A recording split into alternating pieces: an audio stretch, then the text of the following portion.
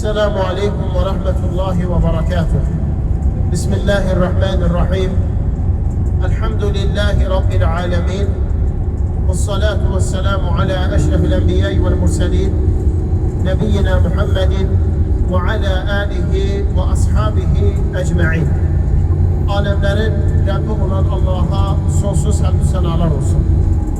Onun sonuncu Peygamberi Muhammed sallallahu aleyhi ve selleme, onun ailesine, sahabelerine, ehli beytine ve kıyamet gününe dek onlara güzel şekilde tabi olanlara Allah'ın salavatı, salamı, hayır, duası, bereket olsun. Aziz zabat, Allah Teala'nın müvaffakiyeti, onun yardımı ve çömelici ile yeryüzünde en hayırlı, en faziletli, bereketi, faydası en çok bol olan şehirlerden birine sefer edilir. Allah Resulü Muhammed sallallahu aleyhi ve sellemin şehri, Medine şehri. Medine şehri, İslam dininde faziletine göre Mekke şehrinden sonra gelen ikinci şehirdir. En üstün, en faziletli şehir. Yer üzerinde Mekke şehri, Mekke şehrinden sonra ise Allah Nebisi Muhammed sallallahu aleyhi ve sellemin şehridir. Bu şehrin fazileti hakkında hem Yüce Allah'ın kitabı Kur'an-ı Kerim'de hem de Resul sallallahu aleyhi ve sellemin sahih sünnesinde çoklu rivayetler vardır. Bu şehir kifayet edir ki Allah Teala Resuluna sallallahu aleyhi ve sellem ve müminlere oraya hicret etmeyi, orada Allah Teala'nın dinini yaşayıp imanı, İslam'ı kuvvetlendirmeyi, orada insanları Allah Teala'nın dinine elimle, hikmetle, delille, subutla davet etmeye o mekan, o diyar kucak açıp mesken olmuştur. Allah Resulü Muhammed sallallahu aleyhi ve sellem 13 yıllık Mekke döneminde orada yaşamış, orada insanları Allah Teala'nın dinine davet etmiştir. Bu yolda o büyük sınavlar, imtihanlar, azap ve çetinlikler ile karşılaşmıştır. Onun şəxsən özünə, eləcə də onunla gələn Qur'ana, dinə böyük tənqidlər, alçatmalar olmuşdur. Lakin buna baxmayaraq Allah Nəbisi Muhammed sallallahu aleyhi və səlləm və onun səhabələri Məkkədə yaşamış, Allah Teala'ya ibadət etmiş, orada insanları Yüce Allah'ın dininə dəvət etmiştir. Sınav ve imtihanların çoxaldığı bir zamanda Allah Teala Resulü Muhammed sallallahu aleyhi ve selleme vahiy edip haber verir ki Medine şehrine hicret etsin. O ve onunla beraber iman getirmiş müminler, Müslümanlar Medine şehrine hicret etsinler. İlk önce gelin bilək ne demektir hicret etmek? Hicret etmek lügatte bir yeri terk edip başka bir yere gitmek demektir. Hicret yani terk etmek, ayrılmak demektir. Şeriattaki manası ise Allah'a ibadet ve itaat etmek için küfür ve şirk diyarını terk edip iman ve İslam diyarına köçmek, meskunlaşmak. Küfür ve şirk diyarını, asili olan yeri terk edip iman, İslam, ibadet ve itaat rahat yerine getirebileceğin diyara, mekana gitmek ve orada meskunlaşmak. Bəs Medine'ye hicret etmeyi Allah Teala özü Nebisi Muhammed sallallahu aleyhi ve selleme haber vermiştir. Oraya hicret etmek hiç de Allah Resulü sallallahu aleyhi ve sellemin özünün seçimi olmamış, özünün ihtiyarı olmamış, Allah Teala ona oraya hicret etmeyi emretmiş, onun için Medine'ni hicrət yeri seçmişdir. Bu haqda Peyğəmbər sallallahu aleyhi və səlləm buyurur ki, Ra'eytu fil mənəmi ənni uhaciru min Məkkətə ilə ardın bihə nəxlun. Mən yuxuda gördüm ki, Məkkədən xurmalıqların çox olduğu bir yerə hicrət edirəm. Zəhəbə vəhli ilə ennəhəl yəməmət əv həcar. Mən elə zənn etdim ki, bu yer Yəmamə yaxud da Həcər adlanan ərazidir. Fəidə hiyəl mədinətu yəthribu. Sonra uca Allah mənə xəbər verdi ki, bu şəhər Yəsrib şəhəridir. Yəsrib şəhəri Mədinə şəhərinin qədim adlarından olmuşdur. Allah Resulü sallallahu aleyhi və səlləm ora gələnə qədər o şəhərin adı Yəsrib olub. Həmçinin Tıybə, gözəl yer, Babə, gözəl yer kimi adları da var. Amma Peyğəmbər s.ə.v-in gəlişindən sonra və ta bu günə qədər, inşallah qiyamətə qədər o şəhərin adı Mədinətun Nəbi sallallahu aleyhi və səlləm.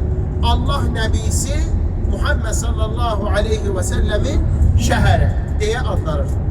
Allah Resulü Muhammed sallallahu aleyhi və səlləm Abu Bakır'la birlikte, Allah ondan razı olsun, Abdullah İbn Uveykud'in bələdçilici ilə Məkkədən Mədinəyə hicrət edib gəlir.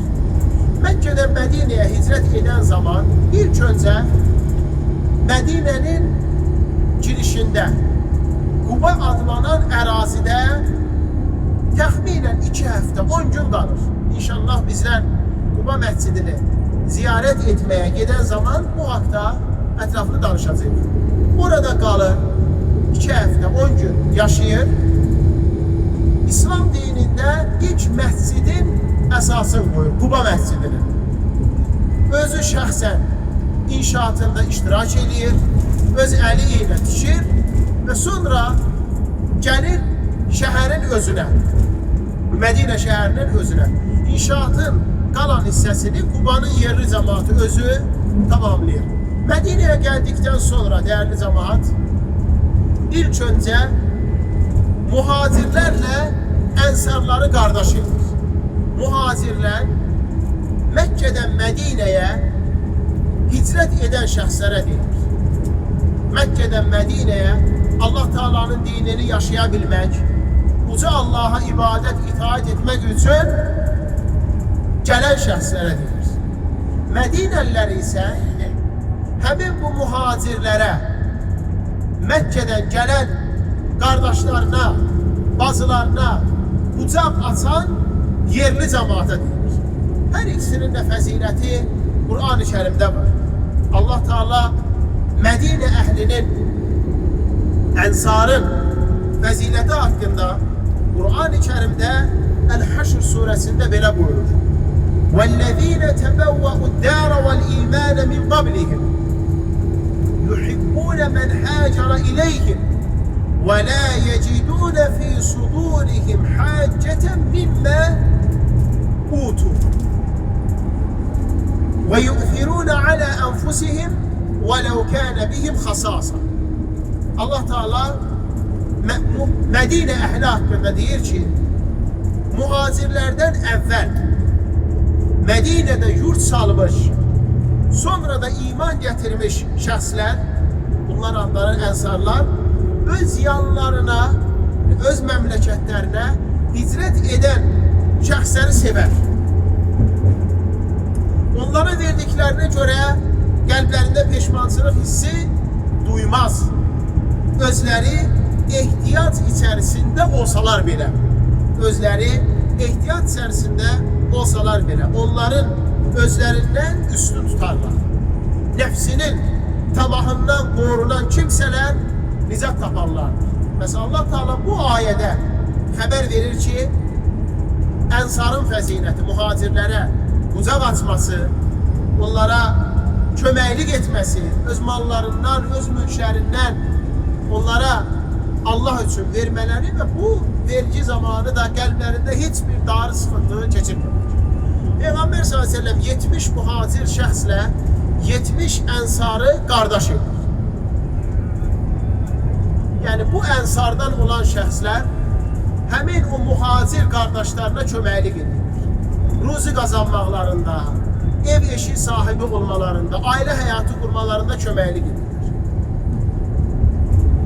Sonra Allah Resulü sallallahu aleyhi ve sellem bugün gedib inşallah içerisinde namaz kılacağımız Medine şəhərində Peyğəmbər məscidinin sallallahu aleyhi ve sellem əsasını qoyur. Özü inşaatında iştirak edir. Əziz qardaşlarım, bu məscidin fəziləti haqqında Allah Resulü Muhammed sallallahu aleyhi ve sellem buyurur ki, ziyaret etmek məqsədi ilə ancaq 3 məscidə getmək olar. Ziyaret etmek məqsədi ilə gedib görmək, gedib baxmaq, içərisində dua eləmək, içərisində zikr eləmək, içərisində namaz qılmaq məqsədi ilə 3 məscidə getmək olar. 1. Məkkə şəhərindəki El-Məscidül Haram, hansı ki biz onu gördük, orada ibadətlərlədik. 2. Mədinə şəhərindəki Peyğəmbər sallallahu aleyhi ve sellemin məscidi. 3. Quds şəhərindəki El-Məscidül Aqsa məscidi. Allah Resulü Muhammed sallallahu aleyhi ve sellem buyurur ki, mənim bu məscidimdə qılınan namaz başka yerde kılınan namazdan 1000 kat üstün fəzilətlidir. Yalnız Məscidül Haramdan başka. Məscidül Haramda kılınan namaz başka yerde kılınan namazdan 100.000 dəfə üstün fəzilətlidir. Bu hadis onu gösterir ki, Allah Resulü sallallahu aleyhi ve sellemin məscidində kılınan namaz başka yerde kılınan namazdan 1000 dəfə üstün fəzilətlidir. Allah Resulü Muhammed sallallahu aleyhi ve sellem İmam Bukhari ve İmam Müslim'in rivayet edildikleri hadiste Medine'nin fəziləti hakkında belə buyurur. İnnel imane la ya'rizu ila'l medineti kema ta'rizul habbetu ila cuhriha. İman Medine'ye tohumun öz kuyusuna düştüğü kimi o şekilde düşüp o şekilde qayıdacaktır. Necə ki tohumu, buğdanı ilk önce onun yerini hazırlayıp sonra içerisine atırsan, iman da o şekilde Medine'ye qayıdacaktır. Allah Resulü Muhammed sallallahu aleyhi ve sellem bu hadisi hakkında İmam Malik rahimahullah hicret evinin imamı deyir ki, İnnel medinete tubevvi'et bil imani vel hicr. Hakikaten de Medine hem imana ev sahipliği etmiş hem de hicrete ev sahipliği etmiştir. Aziz kardeşlerim, bu şehir İslam dininde fəzilət baxımından ikinci şehir olduğu kimi bu şehirde olan məscidlər də birinci Peygamber sallallahu aleyhi ve sellemin məscidi, ikinci Quba məscidi. İslam dininde fəzilətli iki məscidlərdir. Medine məscidinin fəzilətini öğrendik. Orada kılınan namaz başka yerde kılınan namazdan 1000 dəfə üstün fəzilətlidir. Quba məscidinin fəziləti ise Allah Resulü Muhammed sallallahu aleyhi ve sellem buyurur ki, kim evinde güzel şekilde dəstəmaz alar, sonra Quba məscidine gələr, Quba məscidində namaz kılarsa, ümre ziyareti etmiş kimi savab kazanır. Ümre ziyareti etmiş kimi savab kazanır. İnşallah bizler məskənləşəcəyimiz, qalacağımız oteldə Quba məscidinə ziyarət üçün gedəndə ilk öncə gözəl şəkildə dəstəmazlarımızı alacağıq, sonra gəlib Quba məscidində Allahın müvəffəqiyyətinə namaz qılacağıq. Hansı namaz olursa olsun, istər fərz namaz, istər nafilə namaz. Ümrə ziyarət eləmiş kimi insan savabdır. Allah Resulü Muhammed sallallahu aleyhi ve sellem her həftənin şənbə günü bəzən minidə, bəzən də piyada gəlib Quba məscidə namaz qılarmış. Quba məscidə namaz qılarmış. Hər iki məscid, həm Allah Resulü sallallahu aleyhi ve sellemin məscidi, həm də Quba məscidi təqva üzərə inşa olunmuş məscidlərdir. Allah Teala bu haqda Kur'an-ı Kerim'de buyurur: "Lemescidun ussise ale teqva min evveli yevmin ehakku en tequme fihi." İlk gününden, bünövresinden təqva üzere inşa olunmuş mescid içerisinde namaz kılınmağa daha çok layıktır. Hem Allah Nebisi sallallahu aleyhi ve sellemin mescidi, hem Kuba mescidi təqva üzere inşa olunmuş İslam dininde iki mescidlerdir. Aziz cemaat, İmam Müslim'in rivayet ettiği hadiste Ebu Sa'id el-Hudri, Allah ondan razı olsun, deyir ki: "Dakhaltu ala Rasulillahi sallallahu aleyhi ve sellem fi beytin ba'di nisaihi." Ben Allah Resulü sallallahu aleyhi ve sellem zövcelerinden birinin evinde olan zaman onun yanına geldim. Febultu ya Resulallah. Ben dedim, ey Allah'ın elçisi, eyyül mescideynellezî ussise ale tekva. Bu iki mescitten tekva üzere inşa olunanı hansıdır? Kâle فَأَخَذَ كَفًّا مِنْ حَصْبَاءَ فَضَرَبَ بِهِ الْأَرْضَ ثُمَّ قَالَ هُوَ مَسْجِدُكُمْ هَذَا هُوَ مَسْجِدُكُمْ هَذَا. Peygamber sallallahu aleyhi ve sellem elini torpaqdan götürür, birbirine vurur, sonra deyir ki, təqva üzere inşa olunan o mescid sizin bu mescidinizdir. O mescid sizin bu mescidinizdir. Yani Peygamber sallallahu aleyhi ve sellemin mescidi. Aziz cemaat, bu mescidin içerisinde Er-Ravda denilen bir yer var. Er-Ravdatu, cennet bahçesi. Allah Resulü Muhammed sallallahu aleyhi ve sellem buyurur ki: "Ma beyne beyti ve minberi ravdatun min riyadil cennet." Benim evimle minberimin arası cennet bahçelerinden bir bahçedir. İnşallah Allah müvaffak etse o yeri gidip görəcəyik. Məscidin içərisindədir. Yaşıl xalçalarla düzəlmiş bir yer. Fəzilətli bir yerdir. O yere daxil ola bilsək, orada namaz qılar, dua eləyək, Allah'ı zikredip hatırlayaq. Hem Peygamber sallallahu aleyhi ve sellemin mescidindendir, hem de mescitte en faziletli yer oradır. Orada namaz kılmak, orada dua edip Allah'ı zikir etmek. Aziz kardeşlerim, muhacirler Mekke cemaati Medine'ye gelen zaman bazı sıkıntılarla karşılaşırlar. İnşallah bizler görəcəyik, Medine'nin havası Mekke'nin havası gibi değil. Nispeten serin ve mülayim.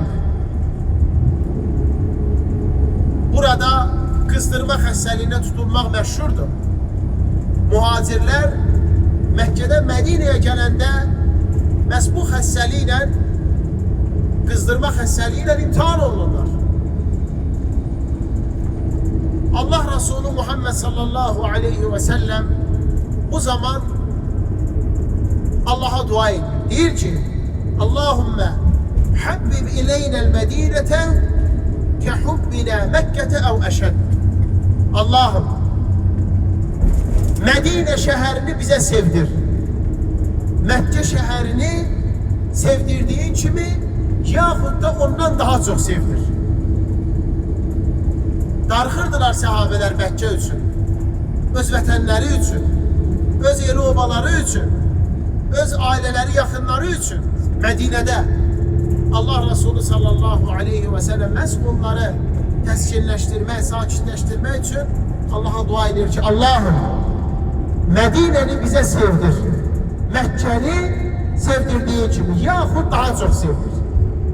Sonra Peygamber sallallahu aleyhi ve sellem deyir ki, Allah'ım Məkkəni xeyirli, bərəkətli elədiğin kimi Mədinəni də xeyirli, bərəkətli et.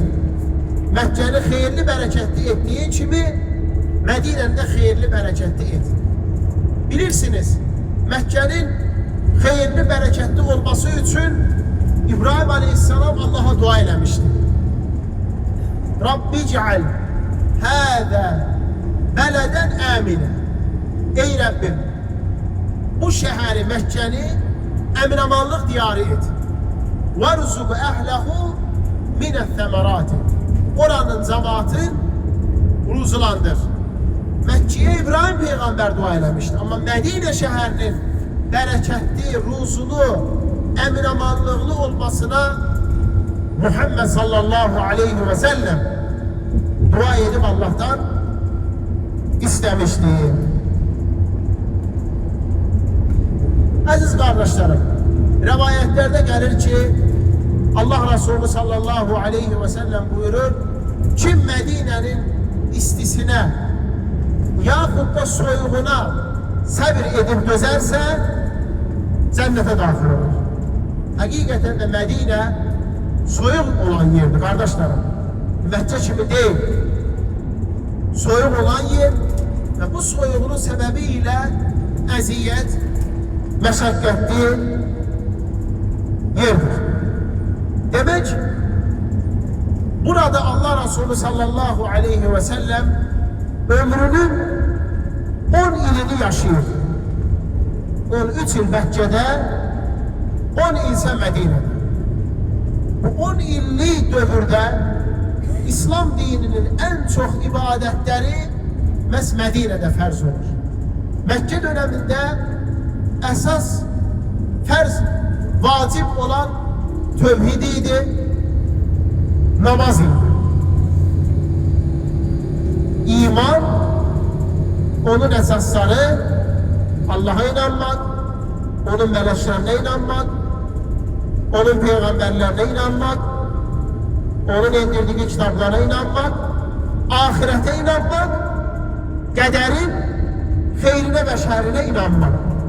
İmanla, tevhidle, Allah'a inanmakla, ahirete inanmakla alakalı meseleler Mekke dövründe ferz, vacip oldu.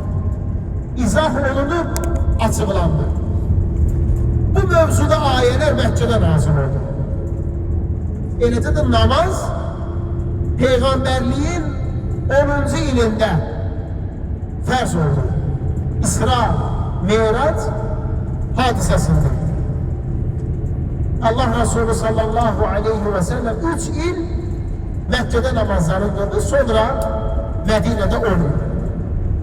Kalan bütün ibadetler ise hamısı Medine'de farz oldu. Oruç,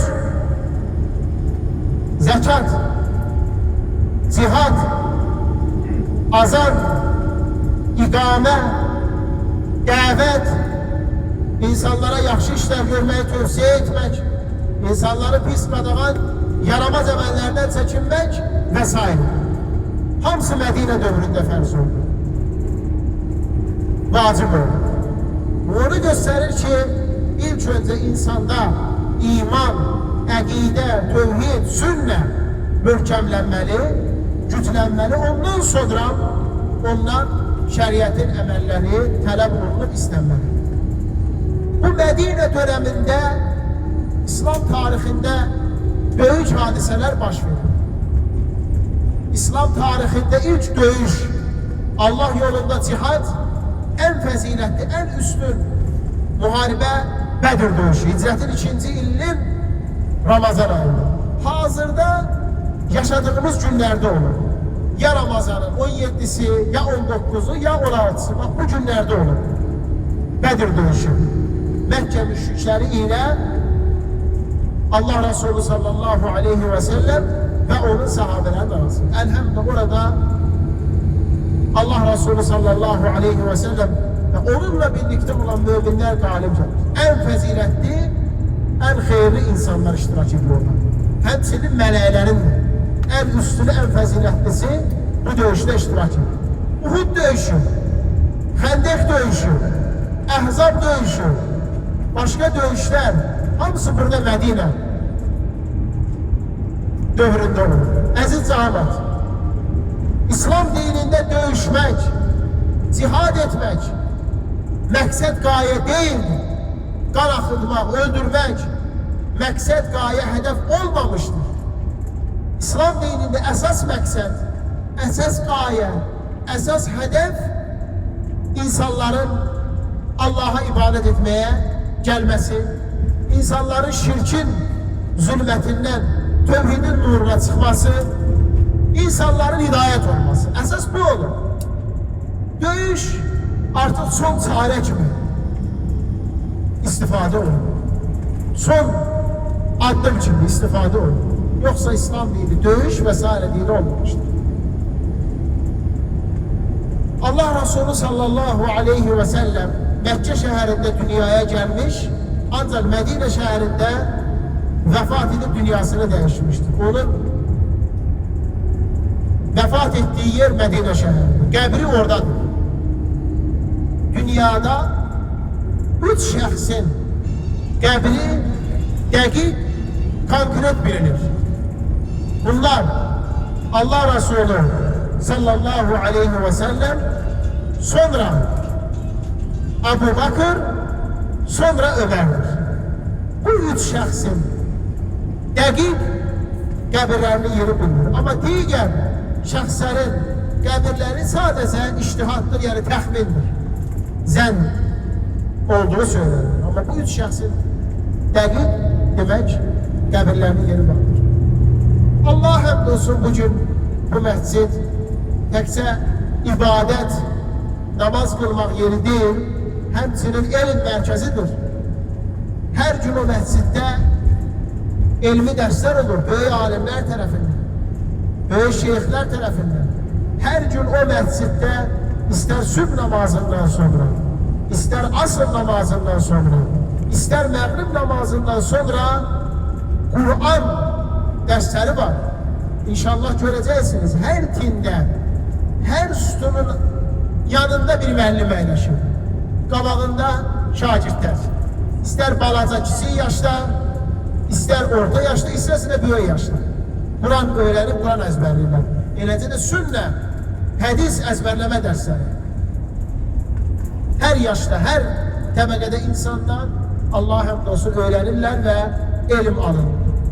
Allah Resulü sallallahu aleyhi ve sellem buyurur ki, kim bu məscidə elm öğrenmek niyetiyle, məqsədiyle gələrsə, Allah yolunda cihad eləmiş kimi savab kazanır. Böyük mükafatdır, böyük əcrdir. Əziz qardaşlarım, değerli bazılarım, istedim ki, her birimize hatırlatma edəm, ne kadar faziletli, ne kadar əzəmətli bir şehre gedirik. Allah Teala bizlere orada olduğumuz vakti, zamanı, saatleri, günleri güzel şekilde, faydalı şekilde değerlendirmeyi nasip eləsin.